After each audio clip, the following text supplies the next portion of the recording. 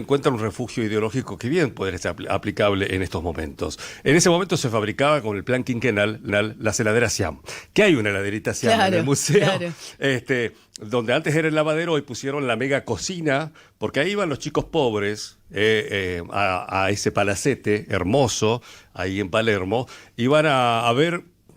Dice, el lujo que había en este palacio era para que los chicos se den cuenta de dos cosas: de la desigualdad, de la concentración de la riqueza, pero también de que es posible el ascenso social.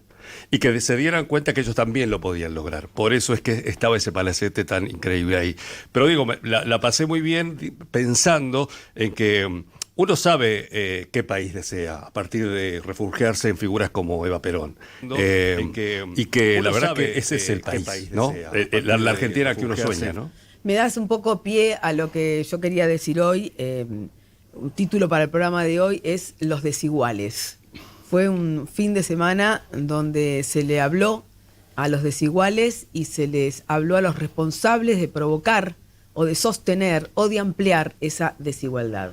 Porque cuando hablamos de desigualdad hablamos de una cuestión técnica que se llama el índice de Gini, que mide la brecha que existe entre los que más ganan y los que menos ganan.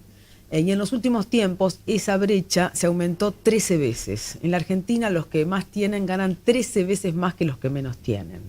Y se aumentó también en el 2024. Ese índice está ubicado en el 0,4360, 0,40 casi 44, si querés. El 0 sería que no hay brecha, el 1 es que es el tope de la brecha. Estamos casi en la mitad en la República Argentina. Por supuesto que es un flagelo del mundo, pero nos estamos ocupando de nuestro país. Entonces, les propongo primero escuchar, porque el 25 de mayo empezó temprano en el Te Deum, en la Catedral Metropolitana. Allí el arzobispo de Buenos Aires, Jorge García Cuerva, dijo muchas cosas, entre ellas estas que vamos a escuchar ahora.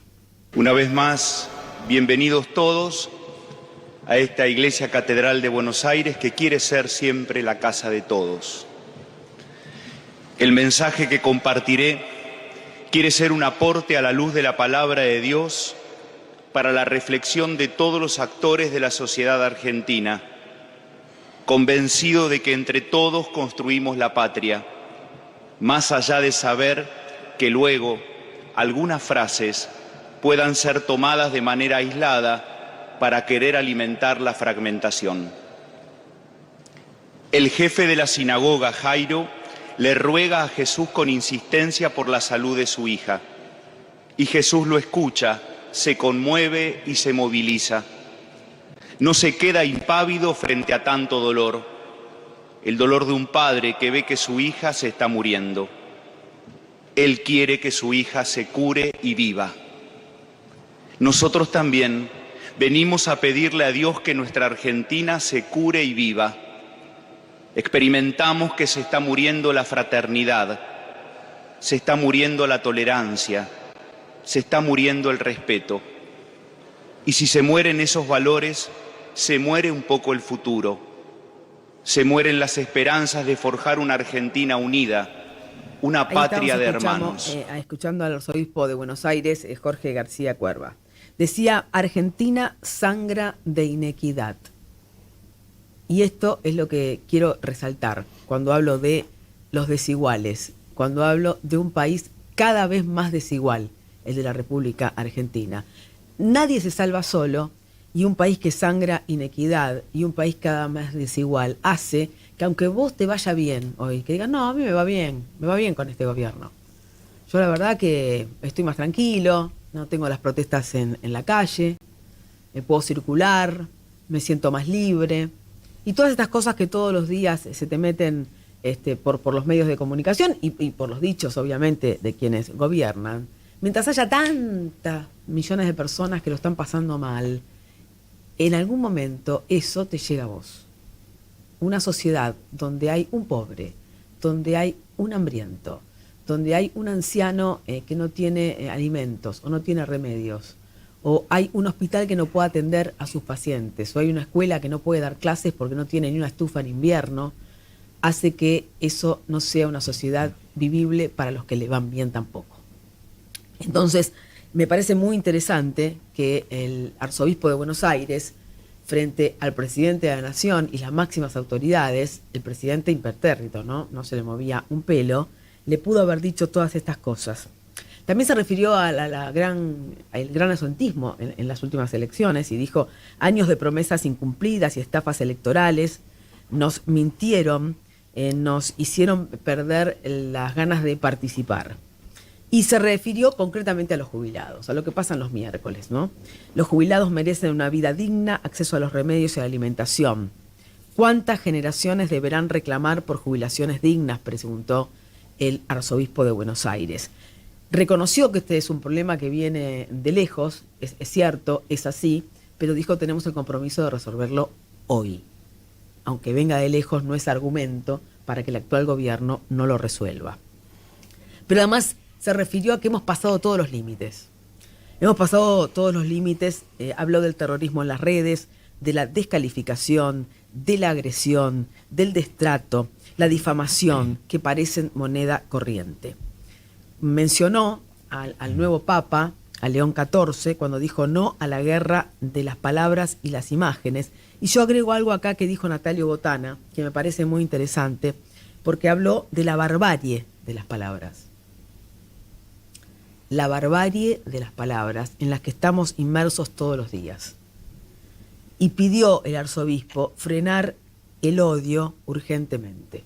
Ninguna sociedad puede construirse bajo la base de la desigualdad y del odio. Es imposible construir algo bueno. Y es imposible que con estas dos variables cualquier administración que tenga a cargo el Estado pueda terminar en buenos términos. No se puede caminar con el índice de desigualdad que tiene la Argentina y con el índice de odio profesado, inculcado, promocionado, difundido desde la presidencia de la Nación. Esto se dijo el 25 de mayo. Qué buen día, por el significado y el significante que tiene el 25 de mayo, que el arzobispo de Buenos Aires diga, pronuncie esto, y luego tengamos las palabras de Cristina Fernández de Kirchner más tarde. Porque nadie le va a negar a Cristina Fernández de Kirchner su liderazgo y su presencia escénica de la política nacional. Cuando habla Cristina, todos y todas escuchamos, porque es importante saber qué es lo que está pensando. Después podremos estar no de acuerdo respecto de, especialmente aquellos que militan, obviamente, si están de acuerdo con se adelantan las elecciones, no se adelantan las elecciones, quién arma las listas, quién no arma las listas, si el gobernador de la provincia de Buenos Aires debiera tener la lapicera para poder hacer lo que tiene que hacer. Son discusiones ya de la interna de un partido. Pero acá hablamos de conceptos que sería bueno que, así como Cristina se lo dice a su militancia, lo pueda decir en esas mesas chicas donde debe asegurar la participación de todos. Pero vamos a escuchar a Cristina Fernández de Kirchner, porque dijo muchas cosas, pero entre ellas dijo que la Argentina se acerca a su 10º default. Este sostenimiento que se está haciendo posiblemente hasta las elecciones próximas de octubre tiene que ver con un nivel de endeudamiento formidable. Yo creo que de seguir este nivel de endeudamiento, el 10º default no es una fantasía demasiado lejana. El 10º default no es una fantasía demasiado lejana. Ahí andan diciendo que con vaca muerta, que cuando las inversiones de la minería... Pero si además con el RI al tercer año no se liquida un solo dólar de exportación en la Argentina, a no ser que el plan sea entregar algo más que deuda. Territorio, tal vez. Ahí la veo a la senadora de Tierra del Fuego hacer así con la cabeza. ¿Le darán un pedazo de Ushuaia? ¿Un pedazo de Tierra del Fuego para hacer alguna base? ¿Tierras raras como les dio el payaso de Zelensky al otro? ¿Le darán esas cosas?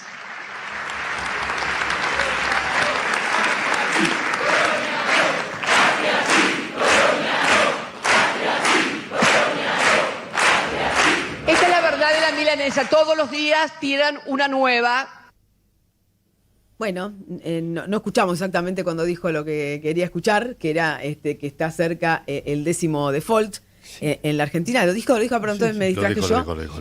Perdón, me distraje yo. Sí. Empecé a escuchar lo que contaba y no escuché la palabra default. Entonces, Sí. me alegra que mis compañeros acá me señalen que sí lo dijo. Porque me parece importante. Ella cree que no estamos lejos del 10º default en la República Argentina.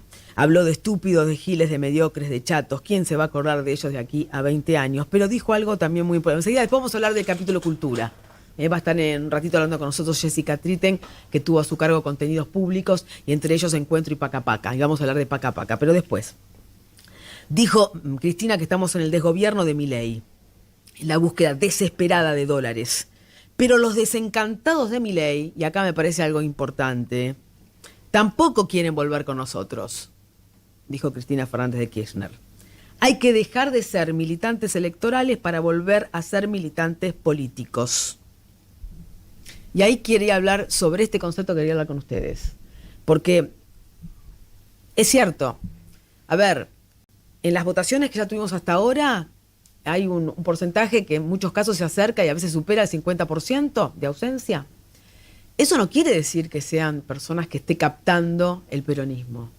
Entonces, si están desencantados con Milei y no quieren volver al peronismo, el desafío que tiene el peronismo es ver cómo encuentra volver a encantar a esas personas. No quiero volver a decir enamorar, quizás encantar, sino a dar una propuesta, una alternativa y unas palabras que lleguen, porque no llegan, sino. Y la gente necesita certezas y soluciones. No sé qué opinan ustedes. No, me parece muy claro lo de Cristina. A mí paréntesis hago esto, un análisis más que tiene que ver con lo cultural y lo que implica culturalmente Cristina. Me parece que es más una cuestión, me hace acordar a las misas ricoteras, Cristina, ¿no? Con un público amorosísimo y con esa necesitado épica. De escucharla. Y necesitado de escucharla, pero también con una cosa medio encriptada, ideológicamente ahí, que no logra una expansión y una emancipación hacia otros públicos, que es lo que vos bien decís, Rosario, en esa mitad del país que no va a votar. Y el otro día hablábamos y debatíamos, pues, ¿quién es aquella persona que está en condiciones de hablarle desde la doctrina peronista a esos desencantados? Que bien dice Cristina, bueno, no vuelven a nosotros, pero también dice ella en un momento, hemos perdido a aquellos que nos han elegido, ¿no? Y están, y lo han votado a Milei. Bueno, ¿por qué pasa esto? Bueno, quizá la respuesta la tenga la misma Cristina, ¿eh? Porque ella dice, deberíamos preguntarnos por qué. Bueno, quien diseñó los últimos desafíos electorales fue Cristina. Entonces, quizá allí... Claro, pero por eso dice, está bien, desafío electoral, pero está faltando la política. También pidió replantear el modelo económico, vos fíjate, y dijo, lejos de los clichés históricos y culturales del peronismo. O sea, como habló del peronismo, porque después vienen las críticas. Cuando vos decís hay que replantearse determinadas cosas, te vienen todos encima de la yugular. Digo, hay que replantear el modelo económico porque así como lo teníamos, no funciona más. Pero hay un problema en el que está metido el peronismo kirchnerista, de alguna manera, y es contemporáneo, es de la historia contemporánea. Cuando se lo elige a Scioli, ¿no es una elección electoralista más que política? Cuando se lo elige a Alberto, ¿no es una elección electoralista más que política? Sí. Bien. Cuando se elige siempre es electoralista. También es cierto No. que también es cierto. Pero digo, se elige para ganar una elección. No, pero Sí, espera. Lo que pasa es que vos tenés que tener una estrategia para ganar la elección, porque para ¿Seguro? poder poner en práctica un modelo tenés que estar en el poder. Si te quedás afuera, mirás. Pero vos no podés Por El hablar. eso, tema es que eso. no se discutió con qué programa, si ganamos las elecciones, vamos a gobernar. Es que lo que pasa es que me parece que estamos en un momento en que hay como que saltar un casillero. Estamos en un momento donde la sociedad demanda más que dichos, hechos. Entonces, el tema es, no sabemos cómo utilizar, aplicar la jabalina para pegar el salto y llegar al casillero donde tengamos la posibilidad de producir hechos. Evidentemente, cuando estuvimos en casilleros donde podíamos decidir, donde los sectores populares, sus representados, podían decidir y concretar hechos, fueron con el paso de la tortuga. Se les escaparon los hechos. Y hoy estamos viviendo con una presidencia de un señor que ejecuta cosas que a lo mejor no entendés muy bien, que en los papeles van para atrás, pero que te dan por alguna razón, porque son contundentes, son gestos verdaderamente sobresalientes, además del tono, la retórica, la actitud, los desaires, los gritos, los insultos, todo eso, dan la sensación de que algo está pasando. Cuando lo acompañás a una gestión lenta, con mucha retórica, perdés tiempo, te quedás rezagado y como colapintos termina saliendo último. A mí me parece que esto que dice Ale es un diagnóstico casi cabal y perfecto de lo que está pasando. El futuro político del peronismo se ha quedado sin la posibilidad de manifestar soluciones. Lo tiene sí un solo o varios gobernadores, pero hay uno que sale a la cabeza, que es Axel Kicillof. Axel sí tiene una gran porción de la Argentina. ¿Vos cuántos tenés ahí? 40% de votantes en la provincia de Buenos Aires. Axel sí está dando muestra de que resuelve con hechos. De hecho, acaba de inaugurar una ruta ante el pueblo de Buenos Aires y dijo, aquí gobierna el pueblo de la provincia de Buenos Aires. No viene ni Estados Unidos ni el Fondo Monetario. Axel sí está dando soluciones en una porción importante de la Argentina. Ahora, ¿eso enamora a los demás? Alberto Pérez decía el otro día, y yo coincido con él, mientras Axel no se asuma un referente nacional y salga a caminar las diferentes provincias argentinas a militar el peronismo que se viene, no va a suceder esto que dice Rosario, encantar a aquel electorado que está huérfano. Bueno, Axel está también un poco encriptado. Yo noto eso. Y por otro lado salió también Máximo a decir, ¿no? Esto que el concepto, ¿no? No, vamos a unirnos por una idea, no nos vamos a unir detrás de una elección. Bueno, es necesario, eso sí, por supuesto. Lo que pasa es que yo insisto, el peronismo no tiene quien manifieste una idea renovadora y que, bueno, enamore de nuevo, ¿no? Sí, a mí me parece que estos son tiempos donde lo que verdaderamente te garpa, digamos, en términos electorales o de búsqueda de una atracción electoral, es captar la bronca. Lo hizo Milei. Y lo dijo Cristina el otro día, por supuesto, ¿cómo no vas a querer? Creo que lo dijo así, usar una motosierra en algún momento si todo te va mal, querés cortar todo, querés romper todo. Digo, se adueñó de la bronca. Bueno, la verdad que la bronca siempre estuvo del lado de los que estaban viviendo en déficit, históricamente, ¿no es cierto? Siempre vivieron con bronca porque estaban excluidos, porque los estaban desiguales. mal. Sí. Exactamente, como vos decís en tu editorial, los desiguales. Claro. Bueno, entonces, ¿cómo conquistás la bronca? Porque la verdad que la bronca que pueden ostentar los que están siempre del lado de los que defienden los intereses de los grandes monopolios, los que tienen toda la torta y qué sé yo qué, ya sabemos que es una bronca de cotillón, pero en realidad siguen garpando para sus propios sectores y sus propios intereses. Entonces no representan a los sectores populares. Nosotros que supuestamente estamos cerca de los sectores populares, tenemos que encontrar una forma de recuperar esa bronca y ponerla del lado que nos parece correcto. Bueno, este modelo, dijo Cristina Fernández Kirchner, le sirve al 30% del país. Ella habló de los pastelitos y dijo, un pastelito 2 lucas. ¿Qué te pasa? ¿No? O sea, claro. O sea, es imposible para lo que se gana. El promedio de sueldos de la Argentina son 600.000 pesos, chicos. Se gana la personas mitad. que trabajan 8 horas de lunes a viernes. La mitad de lo que ganabas el año pasado. Ese es tu poder adquisitivo hoy. Inflación sea 2, 3, 4%, no importa. Si vos mirás tu poder adquisitivo, perdiste la mitad del salario prácticamente. Eso es tremendo para una sociedad como la nuestra. Pero además, ¿sabes qué dependemos, Ro? También estamos dependiendo, creo, de que la gente, esa bronca que tuvo alguna vez, o la tiene todavía con el peronismo, vuelva de alguna manera en contra de Milei con un gobierno que fracase. Estamos dependiendo un poco del fracaso de Milei. No, pasa que también hay un diagnóstico que también me parece acertado. Viste que a veces uno dice, pero ¿cómo puede ser que no se reaccione, que no se haga esto, que no se haga lo otro? Es que este tipo de política implementada por el gobierno nacional no golpea a todos los sectores por igual. ¿Viste? Eso es verdad. Va como escalonado. Hoy te golpea más a los industriales, después pega más a las pymes, después le pega a los jubilados, después a la educación pública. Entonces hay una cosa de que no todos están sufriendo la intensidad de las medidas que se toman al mismo tiempo. También es una dificultad para convocar, porque quizás los desiguales, o algunos de los desiguales, todavía tengan algo de esperanza. Pero los desiguales, quiero que quede claro este concepto, en la Argentina de hoy están cada vez más desiguales. Este otoño llega a tu sillón, duro de aburrir y Alicia en el país del entretenimiento. Con el nuevo Deco 4K con tecnología Android TV, tenés todas las apps de series y películas, deportes en vivo, noticias, toda la TV, streaming, juegos y mucho más. Pedí ahora tu Deco 4K más internet 300 megas por solo 15.499 pesos al 6380-0000 o en telecentro.com.ar. Telecentro, conectando con vos. Consultar los términos y condiciones en www.telecentro.com.ar.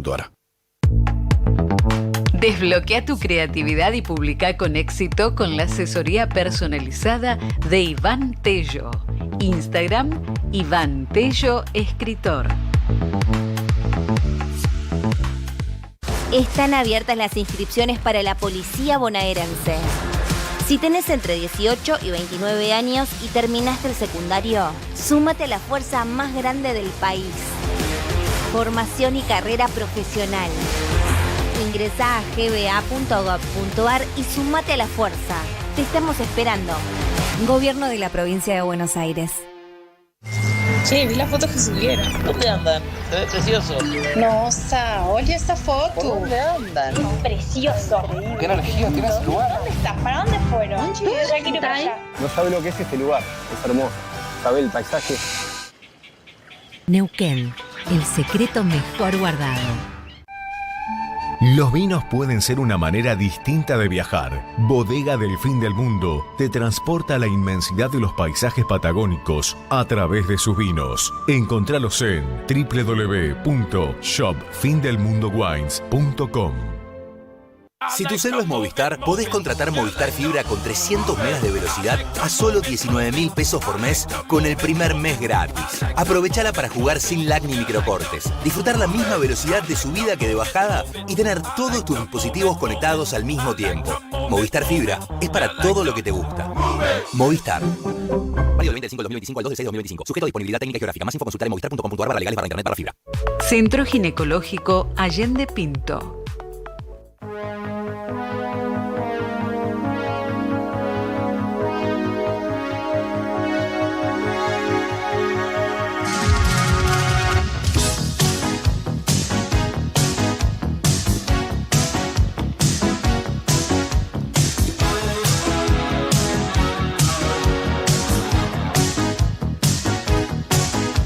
hard for it.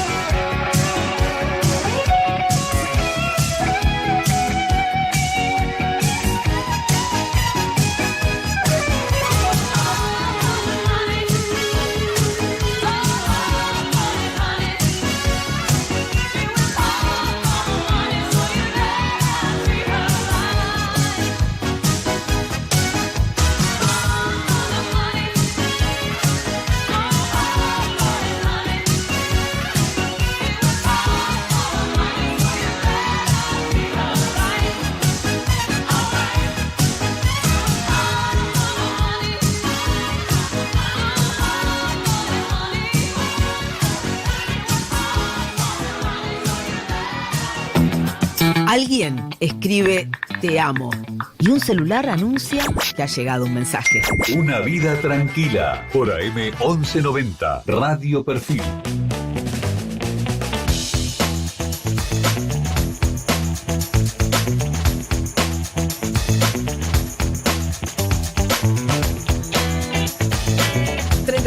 Pasaron ya de las 5 de la tarde, 18 grados 9 décimos la temperatura. Bueno, por supuesto sabés cómo comunicarte, opinás, sobre todo los que estamos charlando a lo largo del programa hasta las 7 de la tarde al 11 2473-2574. WhatsApp allí, ¿no es cierto? 11-2473-2574. Claro. WhatsApp ahí. Mensajito también. Si querés mandar un mensaje de voz, bueno, también lo levantamos. Sí, por supuesto que sí. ¿Eh? Bienvenido. Todo Bienvenido. ahí, Y si no, escribís. Y estamos en YouTube también en vivo. Y digamos, si quieres dejar tu mensaje, estamos ahí en el chat. Con una placa. Estamos ahí en vivo también, llegando a todo el mundo. Bueno, perfecto. Ahí está. 11-2473-2574.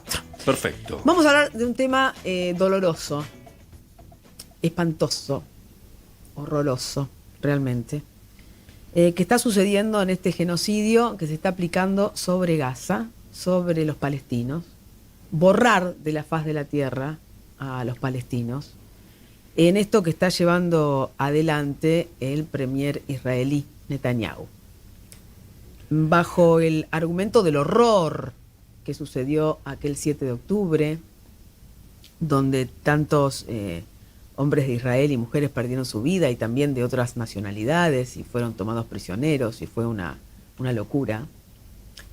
Se está tratando de borrar, insisto, de la faz de la tierra a los palestinos. De todas maneras, porque nadie justifica la violencia de Hamás, que quede claro esto, para ver, algún distraído dice ahora Lufrano está defendiendo a Hamás. No, Hamás no es Palestina tampoco. Lo que estamos diciendo es que Netanyahu tenía este plan desde hace décadas. Aparecieron algunos videos donde él esgrime que lo que hay que hacer sobre Palestina es lo que está haciendo ahora. Está cosechando el repudio de la mayoría de las naciones del mundo. Por supuesto, su gran sostén sigue siendo Estados Unidos y Donald Trump. Menos la nuestra, ¿no? Y Argentina, que no dice nada. Pero la mayoría de los países del mundo están generando acciones para mostrar su repudio y su rechazo, porque no permiten ni que llegue ayuda humanitaria ni alimentos. El Reino Unido, por ejemplo, suspendió las negociaciones para un acuerdo de libre comercio con Israel por la crisis humanitaria y la ofensiva en Gaza. Y vamos a escuchar ahora a Juan Manuel Álvarez, ministro de Asuntos Exteriores de España, que dijo lo siguiente. En primer lugar, si la guerra no para, el acuerdo de asociación entre la Unión Europea e Israel, que se fundamenta en su artículo 2 y por lo tanto en el respeto de los derechos humanos, tiene que ser suspendido inmediatamente. Todos tenemos que poner en marcha un embargo de armas. No puede haber venta de armamentos a Israel. En abril, España ya había tomado... Ahí está. Las propuestas que se están haciendo, uno puede decir, ¿es suficiente con esto? Seguramente no, pero es necesario. Es necesario empezar a tomar medidas de este tipo. Vamos a hablar con Martín Gack, que ¿no? ¿Todavía no lo tenemos? Bueno, intentaremos hablar con Martín Gack, que está en Berlín, en Alemania. Es filósofo, experto en ética y religión, para ver cómo desde allí, que están más cerca que nosotros, están analizando esto que sucede. ¿Qué pasa con Alemania también, no es cierto? Sí, sí. Los alemanes también están repudiando y rechazando lo que está sucediendo en Gaza, en Palestina. Porque es un horror, porque estamos hablando de la posibilidad de la muerte de 14.000 bebés. Porque las imágenes que llegan de un lugar en escombros es que los perros son los únicos que están gordos en Palestina, porque se comen los cadáveres. Sí, es una atrocidad brutal, como todas las atrocidades. Creo que en las últimas horas se aflojó un poco esa restricción que impedía el acceso de alimentos de los convoys de camiones, miles de camiones que estaban en la zona de frontera con ayuda humanitaria, especialmente para gente mayor y para criaturas.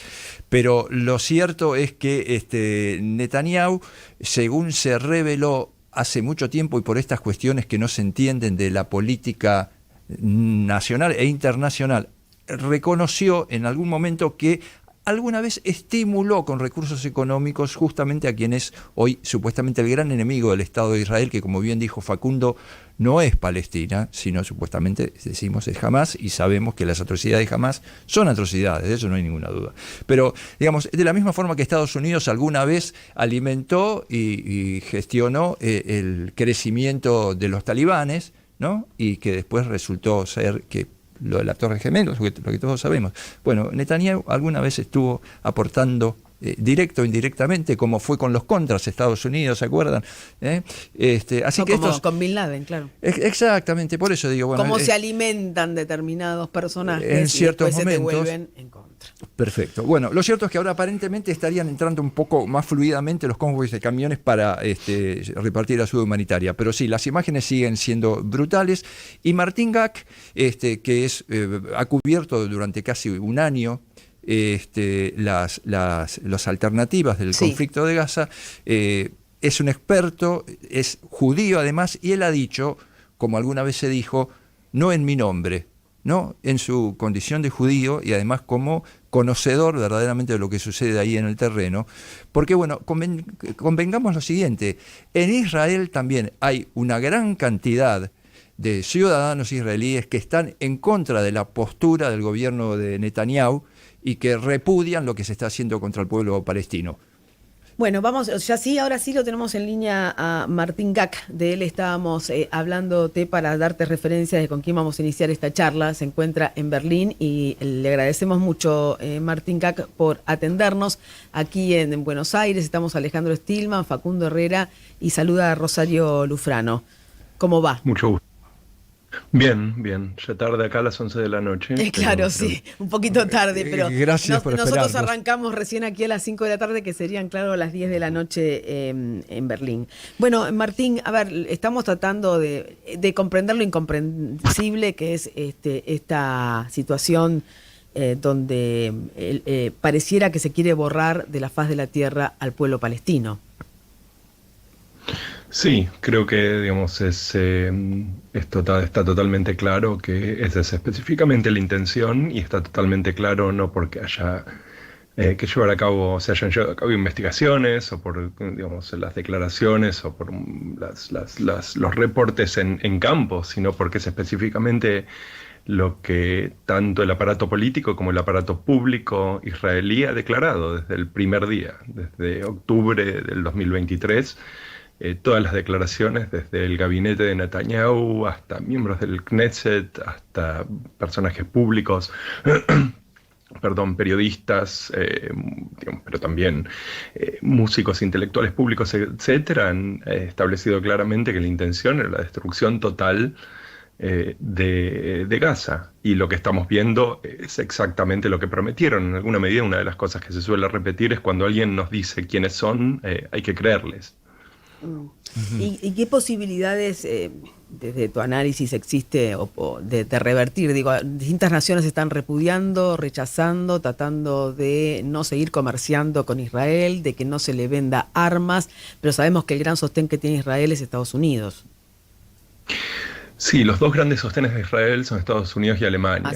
Por supuesto que, Inglaterra ha mantenido vuelos de inteligencia sobre Gaza y ha descrito, por lo menos provisionalmente, blancos y movimientos en tierra. Y tenemos también una cuestión básicamente del despliegue de tecnología digital a gran escala. De hecho, inteligencia digital en la elección, por ejemplo, de blancos, que es una de las razones por las cuales se entiende que tenemos la magnitud de infanticidio que tenemos, porque probablemente muchas de la elección de blancos, siendo en lo que se llama caja negra, no hay seres humanos envueltos en la elección de blancos, hace básicamente muchas de la elección de blancos sea por región o por estado de situación. Se habla de 14.000 bebés. Se habla de 14.000 bebés en riesgo de hambruna, lo cual, en una situación común tendríamos una distinción entre peligro agudo y peligro inminente. El peligro inminente es algo que, estamos hablando de semanas, peligro agudo es algo que puede tardar un año.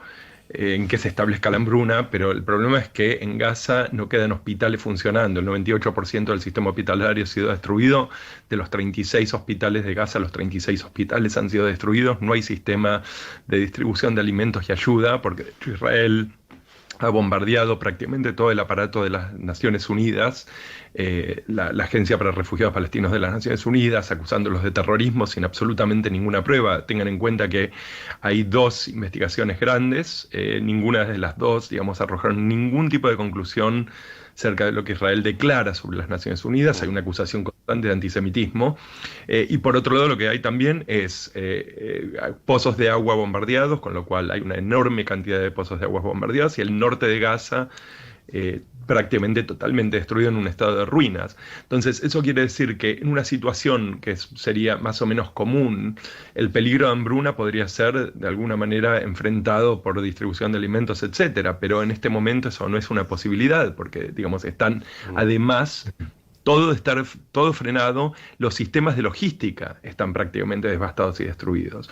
Por otro lado, lo que hay también es alrededor de 16.000 a 20.000 chicos muertos, y de esos hay una casuística gigantesca, simplemente gigantesca, de niños menores de 11 años muertos de tiro único a la frente o tiro único al pecho. Y esto no, digamos, no les estoy dando datos de intifada electrónica, les estoy dando datos publicados por el New York Times, publicados de hecho por Sky, que es de la cadena de Murdoch, que es de la cadena de Fox, una cadena de derecha. Claro, Entonces, o sea, datos objetivos, digamos. Son datos, digamos, objetivos. Obviamente en una situación de guerra ningún dato es totalmente objetivo y siempre se habla de que la verdad está un poco hundida dentro de lo que es la niebla de guerra. Pero lo que sí tenemos son muchos datos verificables. Entonces los números, por ejemplo, de la cantidad de muertos que hay dentro de Gaza, que en este momento se habla de 56.000, sin contar los que estarían aplastados, estarían debajo de los escombros, porque tenemos zonas enteras donde no hubo ni siquiera posibilidad de recolección. Y tengan en cuenta que hay alrededor de 80% de la infraestructura vertical de Gaza ha sido destruida. Sí, 80%. Piensen eso en términos de Buenos Aires. 80% de la ciudad ha sido completamente devastada. Entonces, lo que pasa en ese tipo de contexto es que lo que uno busca básicamente es información verificable. Mis fuentes, porque yo trabajo en esto, son fuentes, fidedignas. En general es gente que tiene relación directa con altas funciones en organismos internacionales o que están directamente en campo a través de organizaciones internacionales. Martín, tengan en cuenta y esto se ha naturalizado, ¿no, Martín? En el mundo, y Argentina no juega un rol secundario en esto, ni la DAIA tampoco, ¿no? No, Argentina, no juega absolutamente ningún rol, fuera de Argentina. Yo entiendo que en Argentina hay un poco una visión de que que el gobierno de Buenos Aires tiene un poco de huella a nivel internacional, definitivamente no la tiene. Pero lo que hay que tener en cuenta es que sí es un poco un barómetro por ahí de cómo funcionan los globos o las burbujas informativas. Claro. Hay un punto que quería tocar muy rápido, que es el hecho de que se habla de 56.000 muertos, y esto es algo que Israel en el aparato público, si uno de hecho mira un poco los medios de comunicación argentinos, que yo sigo, uno ve que los números son siempre, algo que dice Hamas o algo que dicen los ministerios de Hamas. Estos son los números que usa la inteligencia israelí. La inteligencia israelí está usando los números hace 2 años ya que generan los ministerios de Hamas, porque de hecho el registro público, el registro civil es el registro que mantiene Israel. Claro. Entonces, la DAIA en este sentido es absolutamente, yo soy judío, mi papá fue presidente de la fundación DAIA, fue fundador de la sinagoga Mihai, es absolutamente escandaloso. Yo creo que honestamente tengo que decir que vengo viendo yo esto todas las noches por 2 años, porque este es mi trabajo. Las cosas que he visto son indecibles. He visto chicos decapitados, bebés decapitados, un bebé de 18 meses disparado en la cabeza por un dron adentro de la carpa. He visto bombas sobre campamentos de refugiados. Realmente las cosas que he visto son del infierno mismo. Yo creo que cualquiera que ve las imágenes de estos chicos desahuciados, que ve las imágenes de nenes decapitados, de madres destruidas literalmente, volviéndose sobre sí misma, tratando de sacar de encima la muerte de 9 hijos. Esta noche, 2 noches hubo el asesinato de 9 chicos, de 10 hijos de una pediatra del Hospital Al-Nasser. Cualquiera que ve esto y ve primero un palestino, y después ve un hijo como el suyo, yo creo que pertenece a una especie que yo no reconozco. Martín, sí, perdón, adelante. No, es interesantísimo escucharte y doloroso al mismo tiempo. Ahora te pregunto, ¿qué pasa con esta descripción que vos hacés y la ciudadanía israelí? Adentro de Israel, ¿cómo se vive todo esto? No, o sea, Israel tiene una minoría mínima que tiene una posición claramente humanista y están tratando de defender, digamos, la posición del activismo humanista y de algún tipo de izquierda progresista. Hay 3 estudios arrojados en las últimas 48 a 72 horas. Uno dice que hay 82% de Israel, 82% del público israelí, que quiere una limpieza étnica de Gaza, 82%. Y tenemos 47%, que es casi la mitad de la población israelí, en otra encuesta, que hablan de que es correcto ver a los palestinos de Gaza o a los palestinos en general como lo que Netanyahu llamó Amalek. Amalek es el pueblo que debe ser, digamos, para el cual hay una justificación teológica y divina para su exterminación. Tanto en Éxodo, como en Samuel, en la Biblia, como en Deuteronomio y en otros libros. El 50% del país piensa que la población de Gaza debe ser exterminada. No, estamos hablando de un estado, digamos, de un estado de crispación política, digamos, absolutamente incomprensible. Yo no hago psicología política, ese no es mi campo, no estoy particularmente interesado, tengo que admitir en este momento, en qué piensan los israelíes. Creo que realmente, a mi parecer, digamos, la gente con la que yo hablo, muchos de ellos, debo decir, yo me considero una persona conservadora y tengo mucho en mi contexto de conservadores europeos y americanos, creo que vemos definitivamente un estado de situación extremo, donde hay una complicidad en aparatos políticos, como en Argentina, digamos, creo que es un caso perfecto, por ser una provincia distante del aparato trampista, putinista Netanyahu, pero me parece que al mismo tiempo lo que hay de frente es una imposibilidad total de reconstruir un status quo político de pacificación, porque, digamos, creo que cualquiera de ustedes, no sé cuántos de ustedes tendrán hijos, pero yo creo que si ustedes le hacen a mis hijos lo que yo he visto hacer a prácticamente, digamos, miles, no he visto a 15.000, a 20.000 definitivamente, pero he visto a cientos, los chicos de Gaza, yo como padre puedo asegurar que no hay paz posible, no hay reconciliación posible, no hay vuelta atrás, no hay lugar a donde ir. Y yo creo que esto es algo que, teniendo en cuenta que Israel tiene todos estos procesos de teatro de guerra completamente, digamos, y aparte los sistemas de inteligencia completamente modelados, no hay forma alguna de que el aparato israelí no haya entendido que lo que estaban haciendo básicamente era generar un gran proyecto de reclutamiento para Hamás. Porque esto es básicamente un gran proyecto de reclutamiento para Hamás. Martín, cuesta comprender que con lo que sufrió el pueblo judío durante el nazismo, haya semejante porcentaje de israelíes que apoyan esta masacre, este genocidio para Palestina. Mira, yo creo que para mí hay una explicación muy simple. Yo soy un judío argentino que vivió por muchos años en Estados Unidos y vivo ahora hace 15 años en Alemania. Tengo mis hijos, son alemanes. De parte de la madre tienen bisabuelos que fueron nazis y de parte del padre tienen bisabuelos que fueron víctimas, bisabuelos no, pero tienen familia que fueron víctimas del Holocausto. Yo creo que una de las cosas que uno entiende siendo judío en un país como Argentina, donde hubo antisemitismo y hubo al mismo tiempo un enorme florecimiento de la comunidad judía, es que los principios democráticos y los parámetros legales que hacen a la constitucionalidad y al orden republicano nos han protegido a todos. Digamos, como judío yo he tenido la posibilidad de educación, etcétera, etcétera, etcétera, porque había un marco que no me resguardaba. Yo creo que los israelíes esto es algo que nunca han visto, porque siempre han sido mayoría en un país donde efectivamente hay un sistema de apartheid. Tenés palestinos que no tienen acceso a las cortes, palestinos que no pueden comprar tierras, palestinos, y no estoy hablando de palestinos en territorios ocupados, estoy hablando incluso de palestinos dentro del Estado israelí, o sea, ciudadanos de Israel.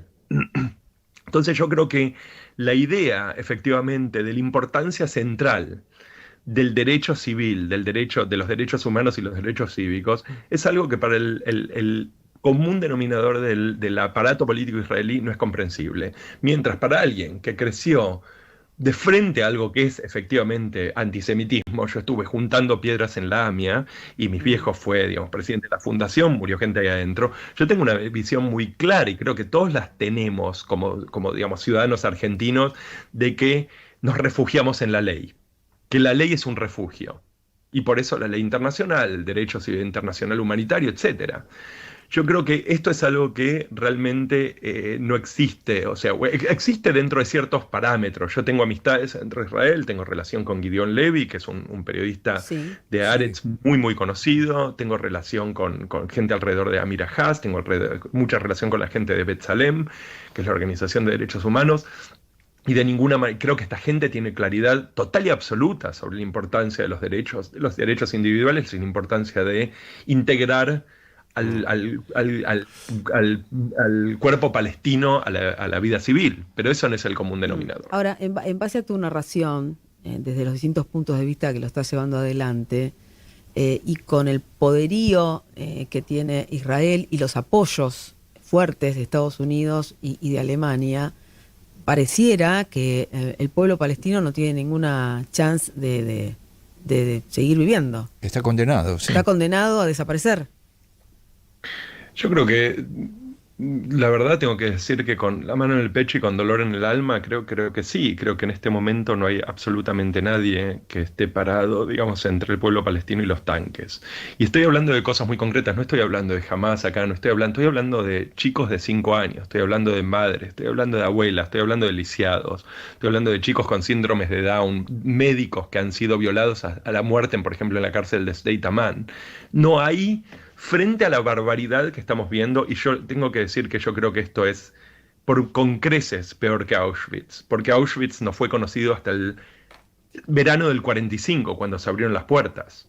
Pero nosotros todos nosotros, cada uno que anda por la calle, mañana cuando salgan, miren a la gente en Buenos Aires, y van a ver cada uno de ellos que tiene un teléfono celular en el bolsillo, lleva un genocidio en el bolsillo. Entonces yo creo que en este sentido, que todos lo sepamos, pero que no haya habido ningún tipo de ímpetus político para frenarlo, que básicamente a esta altura realmente quiere decir un grupo, o sea, una fuerza internacional que básicamente se pare adentro de Gaza entre los israelíes y la población civil palestina. No la hay. Lo que sí hay en este momento es que hay mucha presión pública, no en Latinoamérica por ahí, no en Argentina, pero definitivamente hoy hemos visto un vuelco feroz del canciller alemán, de Friedrich Merz. Merz básicamente hoy dijo que ya no es justificable el tipo de muerte de civiles en cuanto a la idea de ¿cómo se dice?, de vencer a Hamás. Y esto suena totalmente inocuo, suena algo como totalmente tímido, pero hace una semana y media Merz estaba recibiendo en Berlín a Herzog, el presidente de Israel, y había mandado a Steinmeier, que es el presidente de Alemania, que es una posición básicamente ceremonial, a Jerusalén a besarle el anillo a Netanyahu. O sea, esta semana también Canadá, Francia y el Reino Unido criticaron ferozmente al gobierno de Netanyahu. Pasa que está bien, digamos, es bueno que haya un cambio en el aire. Puede ser que esto se vuelva presión, digamos, lo que tendría que pasar inmediatamente sería un boicot al movimiento de armas, tendrían que desarmar Israel, pero estamos hablando de... Eso es lo que pidió el ministro de Relaciones Exteriores de España, que la Unión Europea haga eso. Exactamente. España, digamos, en este sentido ha estado totalmente en una posición sistemáticamente del lado correcto de la historia en lo que a mí respecta. Pero el punto es, estamos 156.000 civiles tarde. O sea, esto puede ser que podamos resolverlo, pero para los occidentales, por lo menos, que creemos en los procesos democráticos y que creo que todos tenemos la intuición de que asesinar a chicos chiquitos a un número de 15.000 es injustificable, creo que tenemos que admitir que nuestra representación política está totalmente devastada y que nuestra idea de valores democráticos era simplemente una charada. No, era además, algo que a la hora... Martín, además se justifica esto a partir del accionar de Hamás, ¿no? Es decir, la justificación es la actitud digamos, terrorista de Hamás, entonces hay que matar niños en Palestina, ¿no? Eso es lo que se le vende al mundo, al globo. Sí, definitivamente la explicación israelí es que básicamente Dios creó el cielo y la tierra el 7 de octubre del 2023. O sea, 2023 fue el año más mortífero para palestinos en 25 años. Hubo 33 chicos muertos en Cisjordania, donde no hay Hamás. Hubo alrededor de 200 civiles en total muertos en Cisjordania, donde no hay Hamás. En mayo hubo un bombardeo de Gaza, donde destruyeron 15 o 16 unidades habitacionales enteras por alrededor de $5 millones. Mataron gente y aparte hubo todas las invasiones a la mezquita de Al-Aqsa en Jerusalén. Entonces, esto es alguien que nadie cuenta, de lo que no se habla, pero se habla del 7 de octubre. Yo creo que yo cuando vi el 7 de octubre, teniendo en cuenta que, digamos, tengo hijos que son, digamos, exactamente de la edad que tenían los Ariel y Kfir Vivaz, los dos nenes que me imagino de que saben quién estoy hablando, los dos nenes pelirrojos del Kibbutz Be'eri. Yo creo que, no sé, no tengo comprensión alguna para decir, hemos visto algo que es completamente atroz, y ahora multipliquémoslo miles de veces. O sea, para mí es incomprensible esto. Y creo que ahí es donde uno realmente se tiene que hacer preguntas muy seriamente acerca de dónde están sus compromisos. Digamos, hemos escuchado de los 40 bebés decapitados, que fueron básicamente una mentira total y absoluta, o sea, total y absoluta. Y yo veo literalmente en medios de comunicación argentinos, por ejemplo, esta chica Ahmed, creo que se llama Ahmechet, Sabrina, que me parece que es de Milei, sigue repitiendo esto, sigue hablando de nenes asesinos. ¿Usted tiene idea cuántos infantes hubo asesinados el 7 de octubre? Hubo 2, y uno fue intraútero. O sea, 1 para mí es demasiado. Sí, pero claro. Claro, sí. No es una cuestión de comparación tampoco. Te interrumpo, Martín, porque la verdad me doy cuenta que un día, adelante. No, digo que un día es para dedicar un programa entero porque el tema tiene tantas aristas y tantas caras, pero simplemente una cuestión sobre la que te pido una reflexión muy breve, si podés. Creo que siempre todo esto se empezó a apalancar a partir del tema de los colonos, que fue una cuestión siempre muy difusa porque se habilitaba la colonización de nuevas tierras y se avanzaba en pequeños espacios, pero después me parece que se los cebó hasta que se llegara verdaderamente al odio en ese avance paulatino sobre el territorio palestino, ¿no es cierto? Mira, hay un crecimiento de 30 años de lo que es CAJ y de lo que es la ultraderecha israelí. Eso está claro y, digamos, en un momento bisagra es el asesinato de Rabin. Pero creo que definitivamente también lo que tenemos es que hay un público judío, en lugares como Argentina es particularmente visible, ni que hablar en lugares como Panamá o Colombia, que está totalmente de acuerdo con aplaudir este tipo de acción. Claro. Y yo creo que esto es lo que justamente lo que hace es, tenemos de hecho al autor material, pero tenemos también una complicidad que habilita este tipo de acción. Si en este momento la comunidad judía internacional dijese absolutamente basta, hay 40% de judíos de menores de 40 años que están contra el Estado de Israel en Estados Unidos. Si estuviésemos viendo esto a nivel masivo, entonces esto también pararía. Claro, pero nadie lo hace. Martín Gack, ha sido, la verdad, muy ilustrativo que nos narres el horror, pero lo hagas desde tu condición de judío, de hombre que piensa como filósofo, como experto en ética y en religión, es decir, son todos elementos que permiten profundizar en esto, porque además ha sucedido que en los medios de comunicación hay multitudinarias manifestaciones que en algunas partes del mundo no se cubren, no se muestran. Para eso están las redes que nos permiten conocer que eso está pasando, porque además de lo que pueden decir los hombres de Estado con algunas frases, están los pueblos que se están manifestando para intentar parar este horror. Así que más que agradecidos aquí desde Buenos Aires, Martín. Un gusto, espero que la próxima sea por motivos más amables. Ojalá que sí. Seguiremos en contacto, Martín, un abrazo grande. Muchas gracias. Un abrazo grande. Hablábamos con Martín Gack, filósofo, experto en ética y religión. Si tu celu es Movistar, podés contratar Movistar Fibra con 300 megas de velocidad a solo 19.000 pesos por mes con el primer mes gratis. Aprovechala para jugar sin lag ni microcortes, disfrutar la misma velocidad de subida que de bajada y tener todos tus dispositivos conectados al mismo tiempo. Movistar Fibra es para todo lo que te gusta. Movistar. Válido del 20 del 5 al 2025 al 2 del 6 de 2025. Sujeto a disponibilidad técnica y geográfica. Más info consultar en movistar.com.ar/legales/internet/fibra. El Tata Restaurant de Campo. El placer de comer como en casa. Reservas en Instagram @lo del Tata Restaurante. Los vinos pueden ser una manera distinta de viajar. Bodega del Fin del Mundo te transporta a la inmensidad de los paisajes patagónicos a través de sus vinos. Encontralos en www.shopfindelmundowines.com. Están abiertas las inscripciones para la Policía Bonaerense. Si tenés entre 18 y 29 años y terminaste el secundario, súmate a la fuerza más grande del país. Formación y carrera profesional. Ingresa a gba.gov.ar y sumate a la fuerza. Te estamos esperando. Gobierno de la Provincia de Buenos Aires. Aeródica, empresa marplatense dedicada al diseño y fabricación de aeronaves no tripuladas. Instagram @aeródica. Historias reales, emociones profundas. Viví experiencias únicas con los cuentos de Hernán Blanco, autor de 3 libros. Búscalo en Instagram, Las mariposas y el tiempo. Mr. Green Coffee, un buen café, sin vueltas. Búscalos en Instagram, @mr.greencoffee.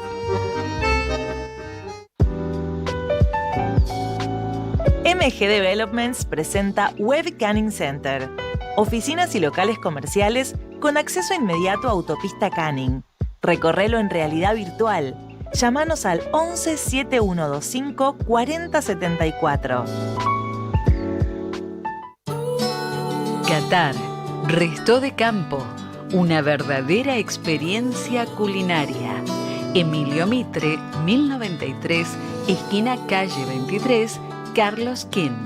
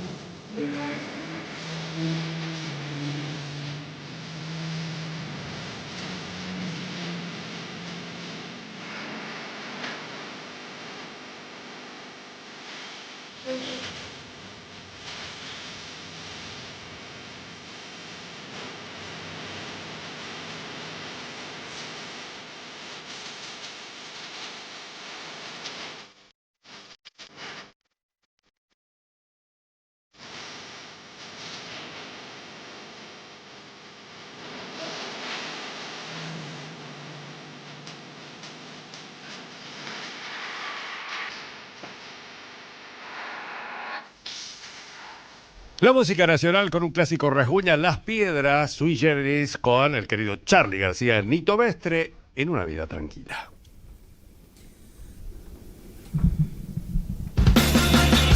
La canilla gotea sobre un tacho y las tortillas se calientan a las brasas. Una vida tranquila por AM 1190 Radio Perfil. Bien, bueno, Ahí está. señoras y señores, hasta las 7 de la tarde estamos compartiendo Una vida tranquila, M1190 Radio Perfil, Norita Streaming, ahí nos dejas tu mensaje en el 1124732574, WhatsApp o audio, lo que vos quieras, o en el chat de YouTube también nos decís aquellas cosas que estás pensando. Sí, Qué sí, programa sí, sí, hoy, sí. ¿eh? No, Porque aparte la nota de recién nos la dejó... nota recién nos dejó tremenda con Martín Gack, filósofo, experto en ética y religión desde Berlín, hablando de lo que pasa con el pueblo palestino, de los horrores de Gaza, de esto que, según su narración, dice, la verdad, esto es peor que Auschwitz. Estas frases me quedaron muy pegadas. Dijo, es el infierno mismo, las cosas que he visto, es el infierno mismo. Estamos hablando de bebés decapitados, de niños de 5 años con tiros en la cabeza o en el pecho. Es decir, tiran a matarlos, y es, sin lugar a dudas, el intento de hacer desaparecer al pueblo palestino. Y va a desaparecer, dijo él, ¿no? Martin Gack dijo, en este contexto, si esto continúa así, va a desaparecer. Todavía sostiene, obviamente, Israel el apoyo de los Estados Unidos, del presidente Donald Trump. Alemania, que también es apoyo para Israel, empiezan por lo menos algunas declaraciones en los últimos días de decir no podemos permitir esto sobre la población civil. Demasiado tibio, ¿eh? Pero todavía muy tibio. Estas son las cosas que pasan en el planeta. A mí me cuesta comprenderlas, es un mundo que uno no entiende en muchos aspectos. Esto es un horror indescriptible, pero además estamos como naturalizando vivir en la crueldad, en la deshumanización, en que no te importa nada del que tenés al lado. Aparte de otra cosa muy dolorosa, Rosario, es lo que piensan los israelíes de lo que hace su gobierno. El 82% apoya una limpieza étnica del pueblo palestino, y el 50% de la población en general cree por razones religiosas o históricas que es lo que hay que hacer.